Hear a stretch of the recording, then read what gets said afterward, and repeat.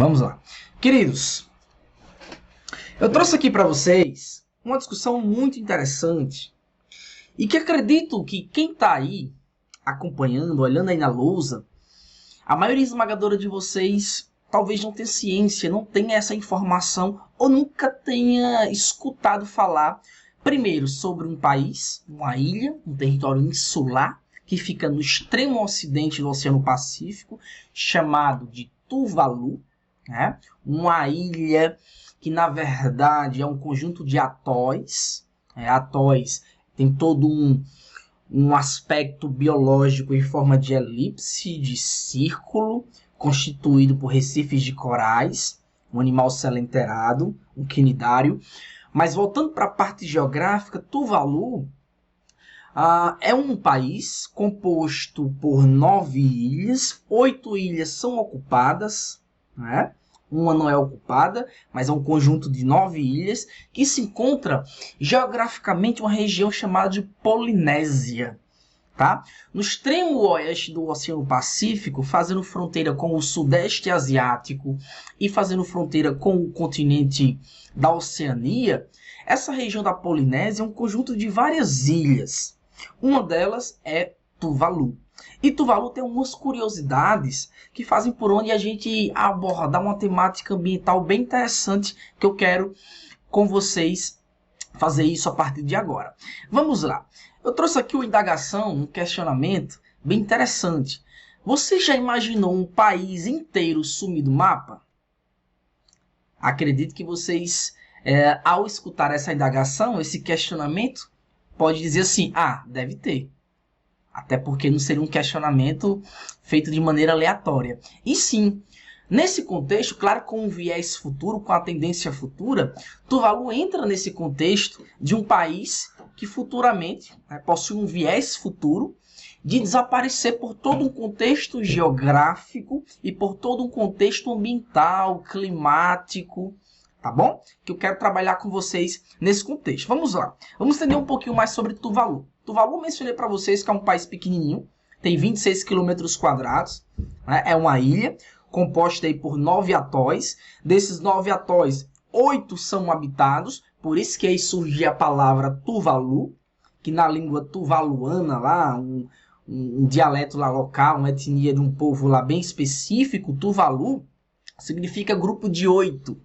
Joinha? Então, uma pequena área, um pequeno território, um pequeno estado-nação com 26 quilômetros quadrados, que vivem lá, queridos, atenção, fixou os olhos em mim na lousa aí. Vivem lá aproximadamente 11 mil habitantes. 11 mil habitantes. Muito pouquinho, muito pouco povoado, um contingente populacional muito pequeno. Aí existem algumas curiosidades em relação a esse país, a Tuvalu. Além dessas informações que eu estou trazendo para vocês, existe uma que é preponderante para a gente fazer uma discussão em torno de uma temática maior, que é uma temática ambiental, sobretudo de impactos ambientais na atmosfera, que irão impactar esses impactos diretamente na superfície terrestre, tá? Que nesse caso aí é necessário a gente compreender que Tuvalu é uma ilha que irá apresentar uma altimetria, uma topografia de aproximadamente 5 metros acima do nível médio do oceano. Entre 4 a 5 ponto alguma coisa, em relação ao nível médio do mar. Então tem uma altitude aí baixa, consequentemente essa baixa altitude, essa topografia, essa altimetria muito insignificante, não insignificante, mas uma altimetria que irá proporcionar e, ao mesmo tempo, irá demonstrar a importância de discutir alguns pontos ambientais e climáticos envolvendo essa ilha em especial, a ilha de Tuvalu, no caso, o país. Joinha? Algumas outras curiosidades eu quero trazer para vocês também, que eu acho importante. Por exemplo, quando a gente fala em Tuvalu, como é um país pequenininho, um país que é uma ilha, é um território insular, consequentemente a gente pode imaginar que é um país que tem algumas dificuldades em relação a recursos naturais. Um deles é a questão dos corpos fluviais. Então, um país pobre em rios, um país pequeno e é um país rodeado pelo Oceano Pacífico, então é pobre em corpos hídricos fluviais. Consequentemente, boa parte da água que é consumida pelos seus moradores é importada. Mesmo o Japão doando aí alguns dessalinizadores, doando aí todo um contexto para auxiliar nesse consumo desse recurso vital para os tuvaluanos ou tuvaluanas, mesmo assim, Tuvalu sofre muito com esse aspecto, tá? Um outro ponto também que é de muita curiosidade, gera muita curiosidade ao se falar em Tuvalu, é que a economia Tuvalu é baseada na atividade primária da economia tuvaluana. É baseada na pesca, é baseada aí no cultivo de palmeiras, é baseada também na polpa de coco, entre outros aspectos voltados aí para frutos tropicais e também para uma atividade mais primária de extrativismo. Joinha? Uma outra curiosidade que eu acho interessante mencionar para vocês em relação a Tuvalu, queridos, é que Tuvalu ele consegue arrecadar dinheiro, ou arrecadar recursos de formas bem aleatórias, como, por exemplo, vender bandeira. Então, a venda da bandeira tuvaluana gera um recurso para o país. Um outro exemplo também é vender selos de Tuvalu com todo um contexto paisagístico no selo, ou trazendo todo aí um aspecto exótico de um país distante, no extremo oriente, ao associar o mapa mundi, e no extremo ocidente, ao associar o corpo hídrico do Pacífico. Então tem todo esse contexto histórico também interessante envolvendo Tuvalu. Mas mesmo assim, como é um contingente, como é um país com um contingente populacional pequeno e com uma poligonal espacial também pequena, irá apresentar um PIB muito singelo, de 2 milhões de dólares. A língua oficial, além do Tuvalu, é o inglês. Já foi uma ilha, já teve aí, na verdade, vinculada a todo um contexto do Reino Unido. Joinha, assim como outras ilhas da Polinésia. Show de bola? Mas dentro desse contexto, o que eu queria discutir com vocês é em cima dessa indagação, em cima desse questionamento. Né? Você já imaginou um país inteiro sumir do mapa? Isso pode acontecer. Queridos, e isso pode acontecer com Tuvalu. Tá? Sobretudo, em cima de uma discussão maior, envolvendo o efeito estufa e o aquecimento global. Eu sei que essa temática de efeito estufa e aquecimento global, em cima de um conteúdo maior de impactos ambientais, envolvendo sobretudo gases que são liberados para a atmosfera, já é batido, já é revisto, já é de praxe, já é de cotidiano de vocês em toda uma vida educacional, em toda uma rotina e todo um processo educacional.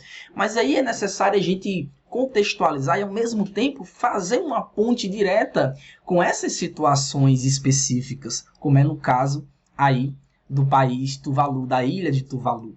Tá bom? Joinha? Então vamos lá. Primeira coisa que vocês precisam absorver antes de fazer essa ponte com Tuvalu é entender que quando se fala em efeito estufa, por favor, não tentem associar diretamente como algo negativo. Eu sei que ao longo da vida educacional de vocês, sempre quando se menciona em efeito estufa, normalmente se faz referência a um impacto ambiental negativo. Mas lembrem, efeito estufa é um processo natural e benéfico. É em virtude do efeito estufa que boa parte da Terra não é congelada. Atenção, tá? Lembre que o efeito estufa é um processo natural, o que comumente irá impactar e irá também ser o motivo de várias discussões, conferências, encontros internacionais envolvendo mudanças climáticas, envolvendo impactos no meio ambiente, né? Está associado ao agravamento do efeito estufa, ou seja, da intervenção antrópica, a intervenção do homem, liberando cada vez mais quantidades de gases de efeito estufa. Consequentemente, a função dela de forma natural perde um pouco o aspecto central e passa agora a ter uma nova discussão em torno dessa concentração de gases de efeito estufa, sobretudo na troposfera, que é a primeira camada da atmosfera. Então, repetindo, o efeito estufa é um regulador térmico. Atenção, fixou os olhos em mim e na lousa.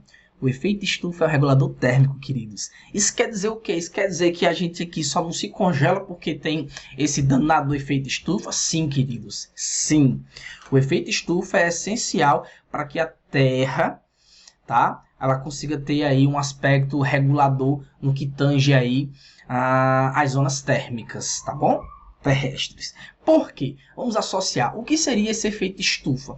Imagine uma estufa artificial. Acredite que vocês já devem ter se deparado com uma estufa artificial de forma presencial, ou então pelo menos assistindo em um documentário, alguma série educacional, algo do tipo. Uma estufa, vamos associar uma casinha aí, de forma aí montada ou de forma manipulada por um homem. Tem algumas placas de vidro, de acrílico, alguma placa que de alguma maneira vai refletir o sol de forma mais intensa. Os raios solares, queridos, vão penetrar nessa estufa artificial, e vão retornar. Ao bater na superfície da estufa, ocorre um rebatimento, esses raios solares retornam para a atmosfera. Contudo, como essas placas elas auxiliam nesse processo de reflexão, elas também irão auxiliar no processo de retenção.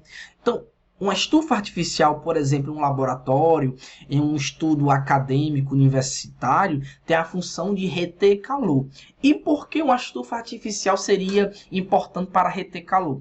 Imagine que você, querida, ou você, querida, é um estudante universitário e você precisa fazer alguns experimentos. Imagine que você está fazendo um curso aí de engenharia agronômica ou agronomia, zootecnia, engenharia agrícola, veterinária, alguma coisa do tipo. E você está fazendo aí algum experimento, vamos colocar agronomia de maneira mais específica aí com a plantinha.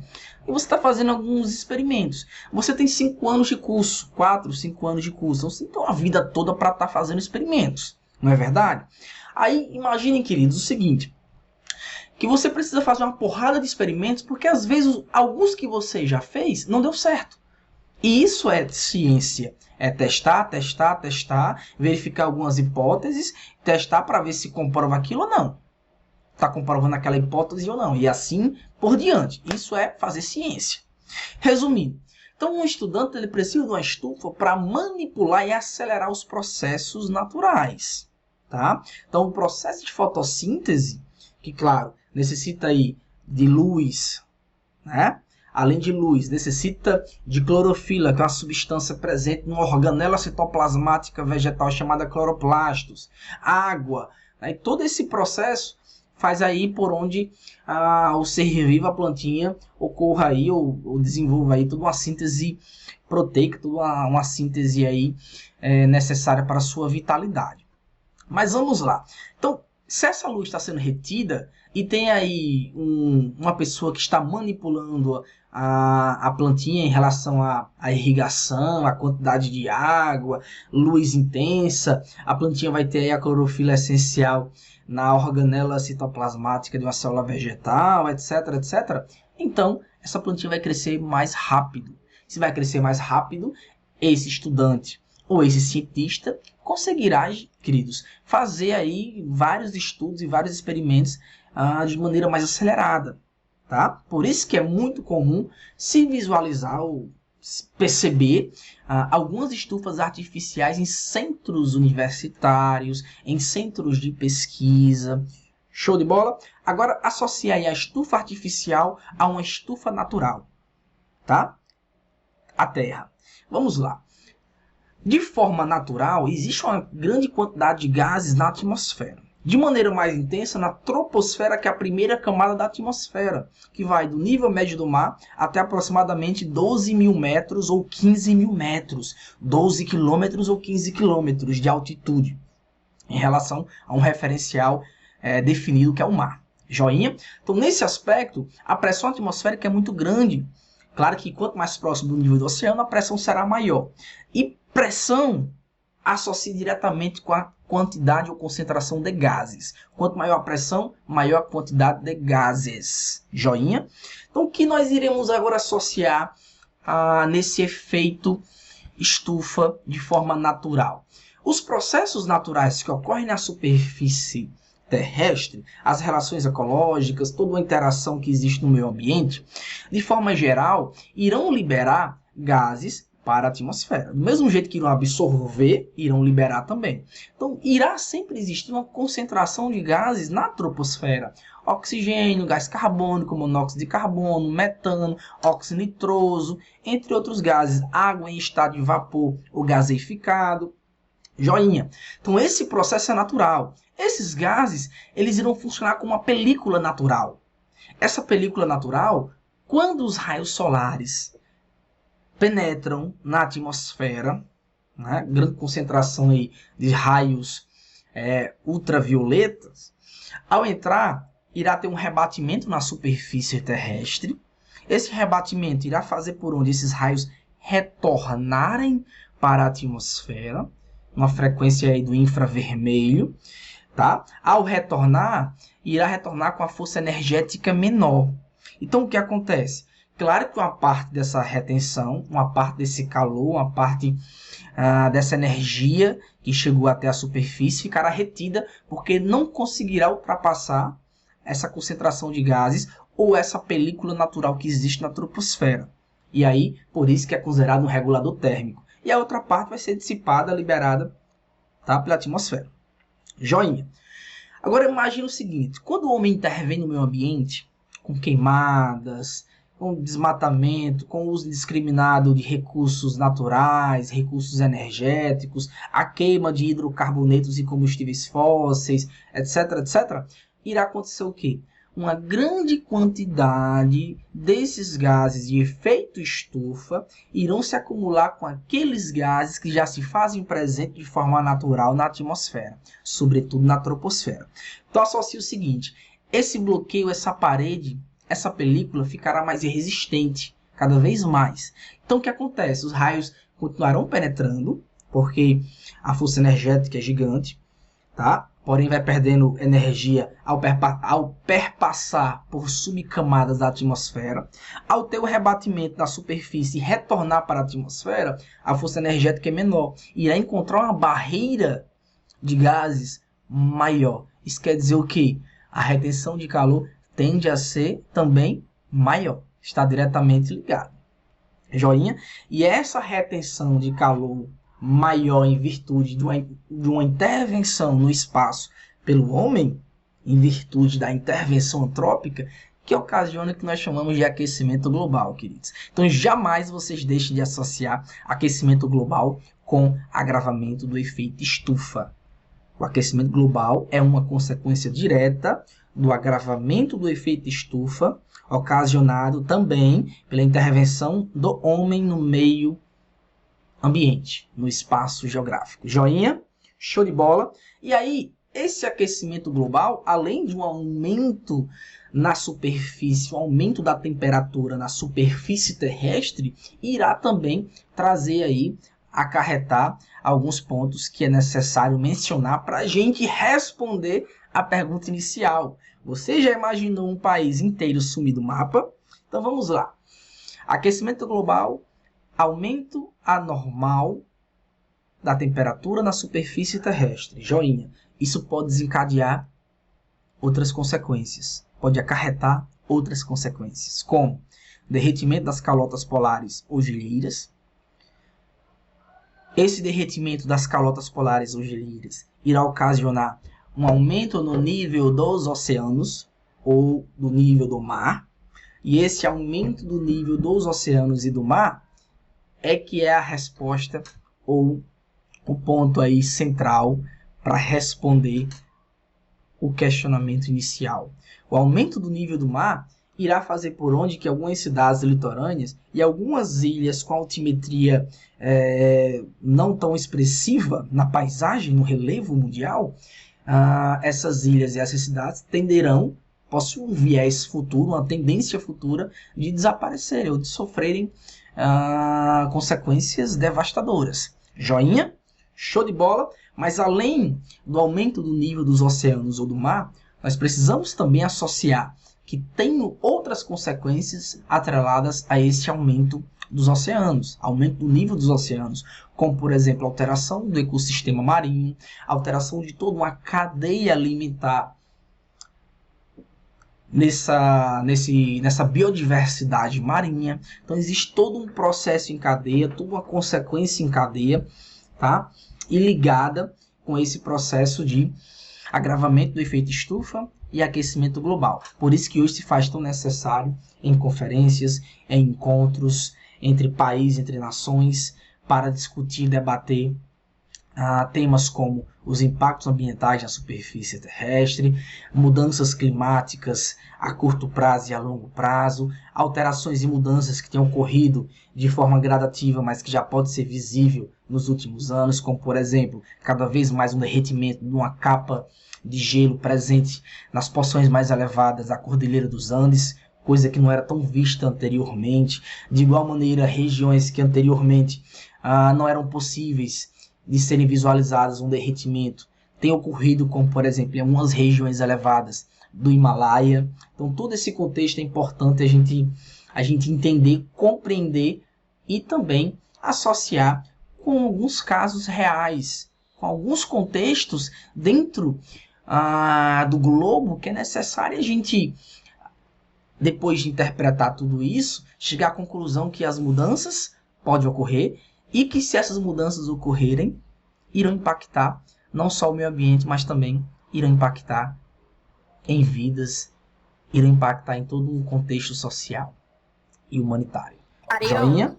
Aqui, ó, tem uma imagem aqui para vocês, mostrando um contexto aí desse extremo ocidente, desse extremo oeste do Pacífico, pegando aí a Polinésia, a Melanésia e a Micronésia. A Micronésia seria só um contexto de uma quantidade menor de ilhas, e a Melanésia tem um aspecto também, uma curiosidade muito interessante, tem alguns aspectos também com a etnia, não só com o contexto geográfico, mas tem também um aspecto com o contexto étnico, que diferencia da Polinésia e da Micronésia.